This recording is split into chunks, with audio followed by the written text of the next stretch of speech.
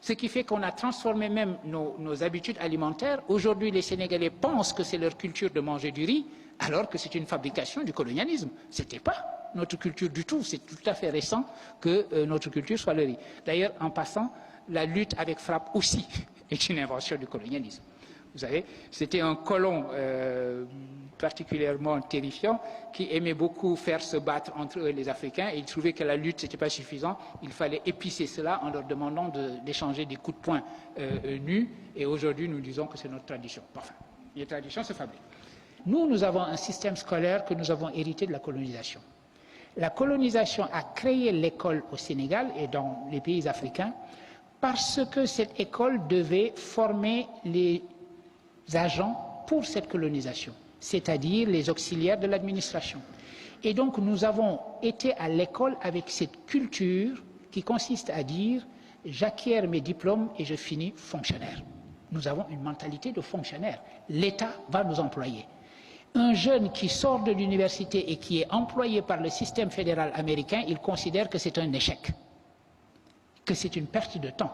Il peut commencer à la rigueur en travaillant pour l'État américain, en enseignant par exemple, en étant pour Teach for America, mais son plan de carrière, c'est de partir de là le plus vite possible pour se mettre à entreprendre et pour créer sa propre affaire et faire ce développement. C'est donc une mentalité qui est radicalement différente.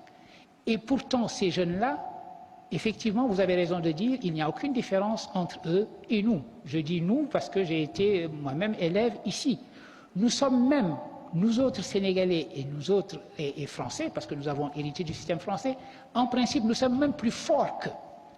Notre système est tellement exigeant qu'à niveau égal, après le bac et dans les toutes premières années de l'université, nous sommes plus forts que les Américains.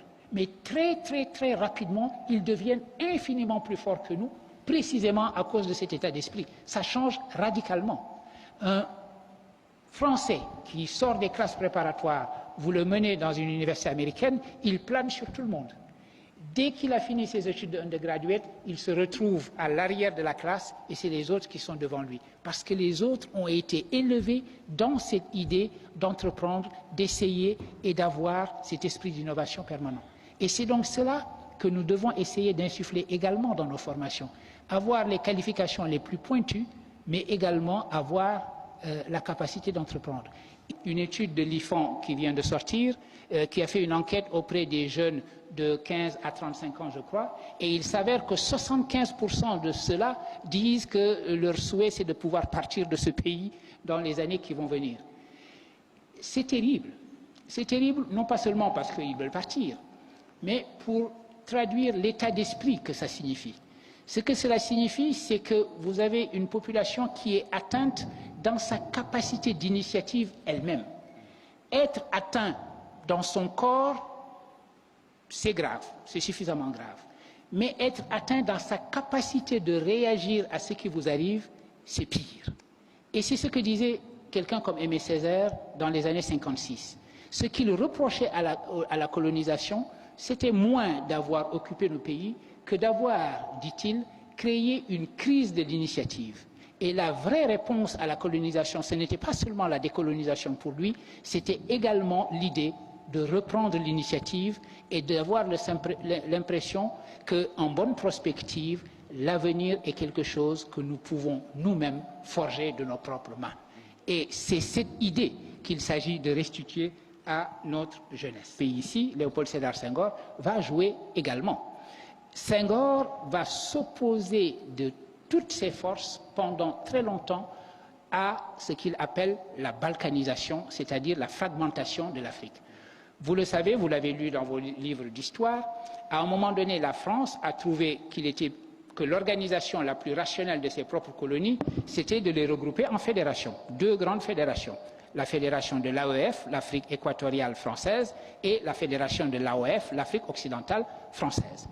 Mais voilà que le moment où les indépendances commencent à se dessiner, la France décide que si elle décolonise, elle va décoloniser morceau par morceau. Elle va décoloniser les territoires de manière séparée et non pas la fédération. Senghor s'opposera de toutes ses forces contre cela. On dit que Senghor a été très tiède vis-à-vis de l'indépendance, qu'il n'était pas assez revendicatif. Vous savez, quand on y réfléchit, mais c'est une discussion que l'on peut avoir, quand on y réfléchit et qu'on lit attentivement les textes de Senghor, on se rend compte d'une chose. Dès 1946, il avait déjà parlé de l'indépendance. Il savait qu'elle était inéluctable. Après la Deuxième Guerre mondiale, il était clair que les craquements du système colonial allaient conduire vers les décolonisations. Il était donc clair qu'à un horizon plus ou moins éloigné, les indépendances allaient s'effectuer. Dès lors, ce n'était plus la priorité pour Senghor d'être indépendant en 56, en 58, en 60 ou en 62. La priorité pour lui était d'y aller ensemble. C'est-à-dire que dans le couple émancipation-unité, il fallait pour lui mettre l'accent sur le concept d'unité et l'émancipation, de toute façon, se ferait. Comme le disait Nkrumah, paraphrasant la Bible d'ailleurs, prenez le royaume politique et le reste vous sera donné de surcroît. C'est-à-dire, commencez par réaliser votre unité et l'indépendance elle-même viendra. Et c'est la raison pour laquelle Senghor a considéré comme un grand échec les indépendances séparées des pays africains. Les paramètres sont comme la langue d'Ésope. Ce qui pose un problème, c'est également un atout. Aujourd'hui, l'Afrique a un problème avec sa population, a un problème avec sa jeunesse. Ça veut dire que vous avez une jeunesse extrêmement importante et il faut lui trouver du travail et cela ne va pas de soi. Donc, vous pouvez considérer que cette jeunesse est un poids. Mais également, cette jeunesse est un atout extraordinaire si vous regardez la démographie, non plus seulement localement, mais sur le plan mondial. Et que vous vous dites que les gisements, les grands gisements de développement démographique et de développement de créativité et de développement d'une jeunesse entreprenante, etc., se trouvent en Afrique. Donc, nos problèmes sont également, d'une certaine façon, aussi nos solutions. Les germes de changement nous disent que les choses sont en train d'aller mieux.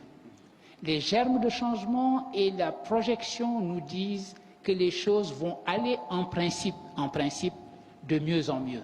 Mais en même temps, que tous les chiffres qui permettent de mesurer ce mieux, c'est-à-dire la croissance, etc., existent, en même temps, nous nous rendons compte que cette croissance ne se transforme pas en emploi. Et donc, vous avez la situation paradoxale où la jeunesse africaine est à la fois l'atout le plus important de ce continent, étant donné les germes de changement, et c'est une jeunesse qui ne croit pas elle-même en son propre futur ici. Dans le passé, avant que la vraie religion arrive, les gens refusaient la religion au nom du polythéisme de leur père, etc. Mais si vous entendez cette phrase comme nous parlons de nous, aujourd'hui, de temps en temps, nous avons la tendance à transformer notre propre tradition en une espèce d'idole et de divinité, sans comprendre que cette tradition, elle nous appartient, elle est notre héritage, et qu'il nous appartient de lui donner signification par les actions que nous entreprenons aujourd'hui. C'est cette mondialisation aujourd'hui des connaissances, des intelligences, etc., il faudra compter avec. Et il n'y a aucune raison que l'Afrique soit en dehors de ce circuit. Donc il faut que vous sachiez que le brain drain, ça va encore continuer sur au moins une génération. Il arrivera un moment où cela va s'inverser, parce que c'est le cas en Chine et c'est le cas en Inde. En Chine et en Inde, les choses sont en train de s'inverser. Les étudiants sont en train de préférer faire leurs études à l'université de New Delhi.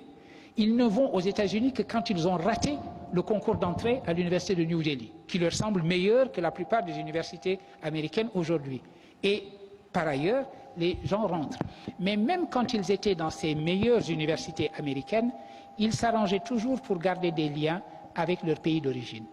L'idée que la vraie fidélité est dans le mouvement.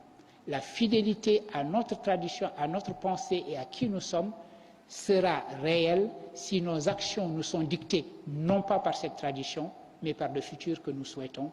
Et c'est sur cette idée-là que je comptais terminer mon propos. Je vous remercie infiniment de l'avoir écouté.